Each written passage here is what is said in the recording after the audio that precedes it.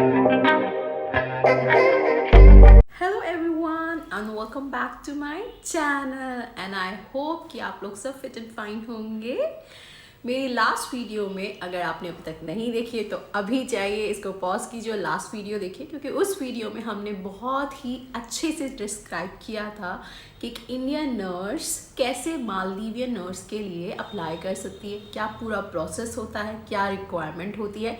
तो सबसे पहले आप वहाँ जाइए, उसको क्लिक कीजिए और उस पूरी वीडियो को वॉच कीजिए क्योंकि वो बहुत यूजफुल है। अभी आप एक स्टूडेंट हैं, you already just pass your 12th और आप अपने करियर के लिए सोच रहे हैं, तो ये वीडियो आपके लिए बेस्ट है क्योंकि इस वीडियो में जितने भी नर्सिंग प्रोग्राम्स होते हैं उनको हम डिस्कस करेंगे।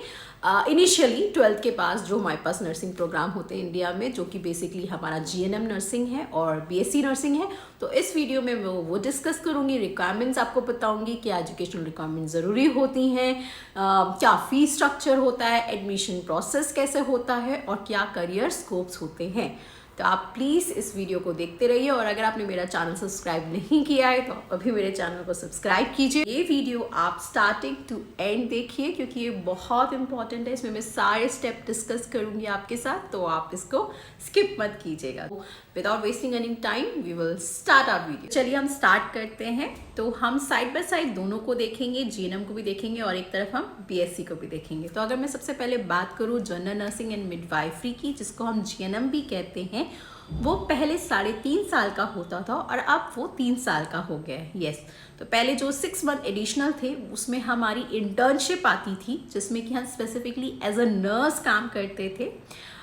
मैंने भी सबसे पहले जीएनएम ही करा था, so I am also a GNM nurse firstly. उसके बाद मैंने फिर पोस्ट बीएससी करा। तो जीएनएम जब आप करते हैं तो आपको डिप्लोमा मिलता है, आप ग्रेजुएट नहीं होते। वहीं अगर मैं बीएससी की बात करूं तो BSc is a degree program जहां पर आपको डिग्री मिलती है और वो 4 साल का प्रोग्राम है। मतलब उसमें 4 इयर्स आपको कंप्लीट स्टडी करनी पड़ती है और उसमें इंटर्नशिप भी इंक्लूडेड होती है।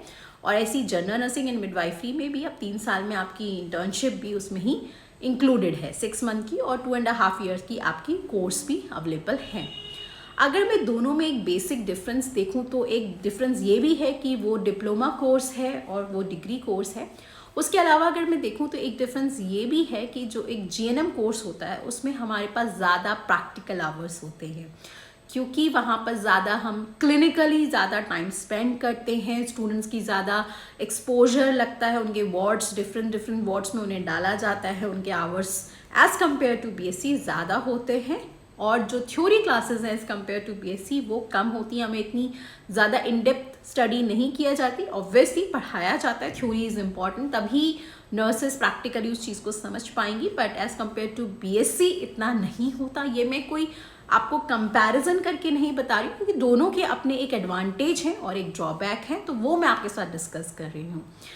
तो बीएससी की अगर मैं बात करूँ तो बीएससी में वहाँ पर ज़्यादा थ्योरी सिखाई जाती है, मीन्स उनको इन डेप्थ नॉलेज सिखाई जाती है क्योंकि उनका जो आगे का कोर्स होता है वो उसी तरीके से बने होते हैं, जो उनका करियर होता है। तो वहाँ पर जो उनकी प्रैक्टिकल आवर्स होते हैं वो लेस होते हैं और उनकी थ्योरीज ज़्यादा होती हैं और उनको इन डेप्थ मीन्स ज़्यादा सब्जेक्ट्स होते हैं और उनकी इन डेप्थ नॉलेज उनको दी जाती है। और अगर मैं बात करूं कि वहाँ पर हमारे पास क्या रिक्वायरमेंट्स होती हैं जीएनएम करने की, तो आप 10+2 होने चाहिए और आपके सब्जेक्ट में आपको 50% एटलीस्ट होना चाहिए आपके 12th में। और अगर आप साइंस बैकग्राउंड से नहीं भी हैं, मीन्स अगर आपने कॉमर्स में पढ़ाई करी है या आर्ट्स में, तो आप जीएनएम के लिए अप्लाई कर सकते हैं। बट बीएससी में आपका फिजिक्स केमिस्ट्री बायो मीन्स आपके पास बायो होना रिक्वायर है, तभी आप बीएससी के लिए अप्लाई कर सकते हैं। दोनों तरीके से आप अप्लाई कर सकते हैं, गवर्नमेंट में भी आप अप्लाई कर सकते हैं, प्राइवेट में भी अप्लाई कर सकते हैं। फीस स्ट्रक्चर दोनों का डिफरेंस है। अगर मैं प्राइवेट कॉलेजेस की बात करूं तो वहीं जनरल नर्सिंग की जो फीस होती है वो 1 साल की तकरीबन 80,000 जाती है, तो हम 3 साल की मान लेते हैं 3 लाख रुपए। और वहीं अगर मैं बीएससी की बात करूं तो बीएससी में 1 साल की तकरीबन 1-1.5 लाख जाती है, तो वहाँ पर ओवरऑल जो हो जाता है वो हमारा 3 लाख तक या हमारा ज़्यादा से ज़्यादा 6 लाख तक चला जाता है 4 साल का। और अगर मैं गवर्नमेंट की बात करूँ तो गवर्नमेंट में फ़ीस बहुत कम हो जाती है एज़ कम्पेयर टू प्राइवेट। वहाँ पर अगर मैं जीएनएम की बात करूँ तो वहाँ पर हमारी जो फ़ीस स्ट्रक्चर होता है वो 30 to 40,000 होता है। और वहीं अगर मैं बीएससी की बात करूँ तो वहाँ पर भी बीएससी के लिए भी ज़्यादा से ज़्यादा 35 to 45,000 जाता है 1 ईयर का। तो अगर हमें बहुत सारे कॉलेजेस हैं, मैं आपको डीएनसी की जो लिंक है वो आपके डिस्क्रिप्शन में मैं डाल दूंगी वीडियो की, वहाँ पर आप देख सकते हैं कि बहुत सारे दिल्ली में प्राइवेट कॉलेजेस भी होते हैं और गवर्नमेंट कॉलेजेस भी होते हैं। तो अगर मैं सबसे एक इम्पॉर्टेंट बात, अगर आप एज अ नर्स बनना चाहते हैं तो मैं बताना चाहती हूँ कि अगर आप जनरल नर्सिंग एंड मिडवाइफरी करते हैं तो आपके सेकेंड ईयर से ही आपकी नाइट शिफ्ट शुरू हो जाती है। येस, बिकॉज आप जब रजिस्टर्ड नर्स बनते हैं तो आपको नर्सिंग के साथ आपकी नाइट शिफ्ट्स भी होती हैं और इवनिंग शिफ्ट्स भी होती हैं, तो उसको ट्रेन करने के लिए स्टूडेंट डेज से ही नर्सेज को नाइट शिफ्ट कराई जाती है। वहीं अगर मैं बीएससी की बात करूं तो as compared to general nursing वहाँ पर इतनी नाइट शिफ्ट्स नहीं लगती। जब आप फाइनल ईयर में आ जाते हैं तो वहाँ पर आपको केसेस लेने के लिए और एज अ एडमिनिस्ट्रेशन आपकी नाइट शिफ्ट्स लगती हैं, बट जीएनएम में आपकी सेकेंड ईयर से लग जाती हैं। क्योंकि जब मैं सेकेंड ईयर में आई थी तो हमारी महीने में ऑलमोस्ट 4 नाइट्स होती थी, तो हम पहले वीकेंड घर जाते थे, सेकेंड वीकेंड हम नाइट शिफ्ट करते थे 2, और फिर हम थर्ड वीक घर जाते थे और फोर्थ वीक में हम फिर से 2 नाइट शिफ्ट करते थे। ऐसे ही हम जब थर्ड ईयर में आते हैं तो हमारे केसेस के लिए नाइट्स इवनिंग शिफ्ट शुरू हो जाती हैं, और जब हम एज अ इंटर्न बनते हैं तो हमारी morning evening night as a nurse हमारी एकदम रजिस्टर्ड नर्स की तरह ही एकदम ड्यूटी रोस्टर बनता था, और हमारी सारी ड्यूटीज़ लगती थी, मॉर्निंग भी लगती थी, इवनिंग भी लगती थी और नाइट भी लगती थी। तो ये थोड़ा सा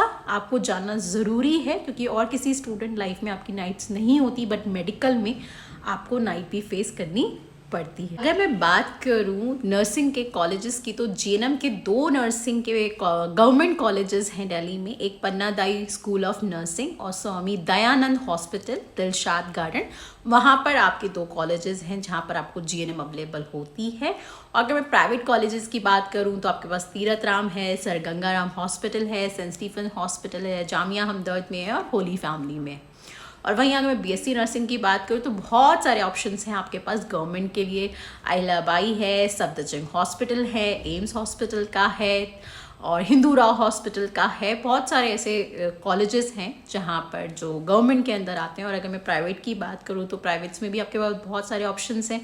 आपके पास स्टीफन्स है, जामिया करूफेदा कॉलेज ऑफ नर्सिंग है, होली फैमिली हॉस्पिटल है। तो ऐसे बहुत सारे प्राइवेट कॉलेजेस भी हैं जहाँ से आप बीएससी नर्सिंग भी कर सकते हैं। अगर मैं स्कोप और करियर्स की बात करूं तो दोनों में कुछ ज़्यादा अंतर नहीं है। जैसे मैं आपको पहले ही बता रही थी कि यहाँ मैं कंपैरिजन नहीं कर रही हूँ, क्योंकि दोनों के ही अपने एडवांटेज है।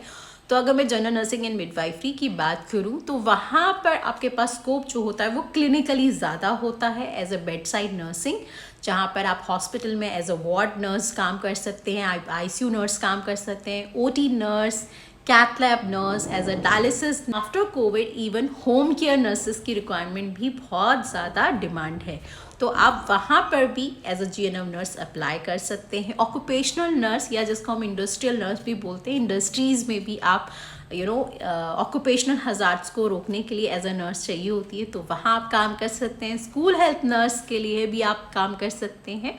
और अगर मैं वहाँ बात करूँ बीएससी नर्सिंग की तो वहाँ पर वो ये सारे रोल्स भी प्ले कर सकती हैं। एज अ वार्ड नर्स भी काम कर सकती हैं, कैथ लैब नर्स काम कर सकती हैं, आईसीयू नर्स। पर उनके साथ जो एक चीज़ इंक्लूड हो जाती है वो है नर्सिंग एजुकेशन। वो एज अ टीचर भी काम कर सकती हैं नर्सिंग फील्ड, तो वहाँ पर आप वो कॉलेजेस में as a nursing tutor work कर सकती हैं। एज अ क्लिनिकल इंस्ट्रक्टर भी कॉलेज में वर्क कर सकती हैं, जहाँ पर हम स्टूडेंट्स को क्लिनिकली ट्रेन करते हैं।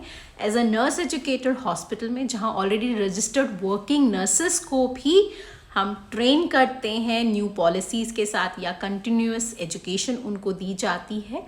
तो यही एक मेजर डिफरेंस है करियर्स के लिए। और देख रहे हैं कि आजकल ग्लोबली नर्सेस की बहुत ज़्यादा रिक्वायरमेंट है, तो as a GNM nurse, as a BSc nurse apply अप्लाई कर सकते हैं। तो ये करियर अपॉर्चुनिटीज़ जीएनएम और बीएससी के लिए होती हैं, जो कि ऑलमोस्ट सेम होती है, सिर्फ एक एजुकेशन फील्ड है जो कि बीएससी में इंक्लूड हो जाती है। तो हम नेक्स्ट बात करते हैं अगर पे स्केल की। तो अगर मैं फ्रेशर्स की बात करूं तो आप एज अ फ्रेशर अगर आप कॉलेज में वर्क कर रहे हैं एज अ ट्यूटर, या आप अगर हॉस्पिटल में वर्क कर रहे हैं एज अ स्टाफ नर्स, तो पे स्केल इतना ज़्यादा नहीं होता जीएनएम बीएससी में, वो एक्सपीरियंस के साथ बढ़ता है। तो अगर मैं इनिशियली बात करूं तो मैं स्पेसिफाई नहीं करूंगी, बट एक रेंज है। तो अगर 17K से लेके 20K तक आपको इनिशियली कॉलेज या हॉस्पिटल्स में एज अ स्टाफ नर्स मिलता है। विद एक्सपीरियंस बढ़ जाता है। ऐसी मेरी बहुत सारी फ्रेंड्स हैं जो कि 5 ईयर्स से as a staff nurse work कर रही हैं और उनकी फ़ीस अब जो उनकी सैलरी है वो ऑलमोस्ट 30K से ज़्यादा है पर मंथ। तो ये डिपेंड करता है कि आप किस हॉस्पिटल में काम कर रहे हैं, कितने बेडेड हॉस्पिटल है, वो मल्टी स्पेशलिटी हॉस्पिटल है और आप कौन से एरिया में वर्क करें, क्योंकि कैथ लैब नर्सेज होती हैं, ICU नर्सेज होती हैं, OT नर्सेज होती हैं, उनको एक्स्ट्रा अलाउंसेस भी मिलते हैं। तो ये कुछ करियर अपॉर्चुनिटीज़ हैं जो GNM और BSCs के लिए होती हैं। बट एज अ स्टूडेंट अगर आप ऑप्ट कर रहे हैं नर्सिंग, तो मैं आपके साथ एक इम्पॉर्टेंट चीज़ शेयर करना चाहूँगी। जब हम लोग एज अ स्टूडेंट पढ़ते थे, काम करते थे, स्टूडेंट्स थे क्लिनिकल में, वार्ड में, तो हम लोग सोचते थे टीचर्स हमारे साथ इतनी स्ट्रिक्ट क्यों है। हमारी एक मैम थी जो मुझे बोलता है जब तुम पेशेंट बनेगा तब पता चलेगा। She was my fundamental teacher. और हम लोग सोचते थे क्या यार इतना सीरियस रहने वाली बात क्या है। बट जब आप काम करते हो और आप जब प्रोफेशनली एज अ नर्स बनते हो तब आपको पता चलता है कि आप किसी पेपर के साथ नहीं काम कर रहे, किसी लैपटॉप पे काम नहीं कर रहे, आप लिविंग बीइंग के साथ डील कर रहे हो। तो वहाँ पर मिस्टेक की कोई गुंजाइश नहीं होती। तो हमारी जितनी भी वार्ड इंचार्जेस होती थी, नर्सेज होती थी या हमारे सीनियर्स होते थे, वो हमें बहुत ही स्ट्रिक्टली बोलते थे नहीं ऐसे नहीं, ऐसे करो, नहीं ऐसे नहीं, प्रॉपरली बिहेव करो, विद इन डिसिप्लिन रहो। बट धीरे धीरे टाइम के साथ वो टाइम मैनेजमेंट, वो डिसिप्लिन मैनेजमेंट समझ आया और उसकी वैल्यू समझ आई, जो कि आजकल मैं नर्सेस में नहीं देखती, sorry, but this is the truth. क्योंकि मैं देखती हूँ कि आजकल जो कॉलेजेस हैं वहाँ पे बहुत ज़्यादा लीनियंसी है। बट मुझे ऐसा लगता है कि जब आप ये प्रोफेशन लेते हैं, एज अ नर्स बनना चाहते हैं, तो आपके अंदर खुद एक डिटर्मिनेशन होनी चाहिए और एक डिसिप्लिन होना बहुत ज़रूरी होता है, क्योंकि वो ही आपको एक अच्छी नर्स बनाता है। तो ये मेरा एक आप बोल सकते हैं एक सीक्रेट मंत्रा है टू बी अ नर्स। और नेक्स्ट जो मैं आपको एडवाइस देना चाहूँगी वो एडवाइस ये है कि अगर आपका मन कर रहा है, मीन्स आप चाहते हैं दिल से नर्स बनना, तभी आप नर्स बने। किसी भी चीज़ के फोर्स में मत कीजिए कि वो नर्सिंग का फॉर्म भर रही है या मेरी फ्रेंड है या मेरी घर में मेरी आंटी बहुत अच्छा अर्न करती हैं इसलिए मैं नर्सिंग करना चाहता हूँ या करना चाहती हूँ। अगर आपका मन कर रहा है तो ही आप इस नर्सिंग को ऑप्ट कीजिए, क्योंकि ये बहुत ही डेडिकेशन का प्रोफेशन होता है। तो अगर आपके अंदर वो डेडिकेशन है, आपका मन है, तो ही आप ये डेडिकेशन दे पाएंगे, अदरवाइज आप दिल से इस प्रोफेशन में कभी भी वर्क नहीं कर पाएंगे। तो ये मेरी 2 एडवाइसेस थी आपके लिए। हमेशा आप डिसिप्लिन में नर्सिंग को सीखिए अगर आप सच में सीखना चाहते हैं, और दूसरा अगर आपका मन है तो आप 12th के बाद ज़रूर नर्सिंग ऑप्ट कीजिए, चाहे आप GNM लीजिए, अगर आप साइंस बैकग्राउंड से हैं तो गो फॉर BSc। और ये पूरी वीडियो में अगर आपको कुछ भी ऐसा डाउट लगा हो कि आपको नहीं समझ में आया या आपकी कोई और क्वेरी है, कोई और क्वेश्चन है, तो आप प्लीज़ कमेंट में मुझे पूछिए, मैं ज़रूर आपका आंसर करूँगी और कोशिश करूँगी अपने जहाँ तक मेरी नॉलेज है मैं अपने पर्सनल एक्सपीरियंस से भी आपको नॉलेज दूँगी, शेयर करूँगी। और आने वाली नेक्स्ट वीडियोज़ में भी मैं कुछ नर्सिंग टॉपिक से रिलेटेड आपके साथ डिस्कस करने वाली हूँ। तो अगर आपने अभी तक मेरा चैनल सब्सक्राइब नहीं किया है और आप न्यू व्यूअर हैं तो आप प्लीज़ मेरे चैनल को सब्सक्राइब कीजिए, क्योंकि आने वाले टाइम में मैं बहुत सारे इंपॉर्टेंट टॉपिक्स पे एग्ज़ाम्स के ऊपर डिस्कशन करूँगी। और आप मेरी वीडियोस को शेयर कीजिए, जितने लोग मेरे सब्सक्राइबर ऑलरेडी हैं प्लीज़ आप इस वीडियोस को शेयर कीजिए, जो आपके घर में, आपके फैमिली, आपके नेबर्स में जो 12th पास आउट है उन तक पहुँचाइए, ताकि वो इस वीडियो से और हेल्प ले सकने वाले बन सके। और आई होप कि आपको वीडियो पसंद आई होगी। अगर आई है तो प्लीज़ आप लाइक कीजिए, कमेंट कीजिए and let me know. And eat healthy, stay healthy, love your family. Bye bye.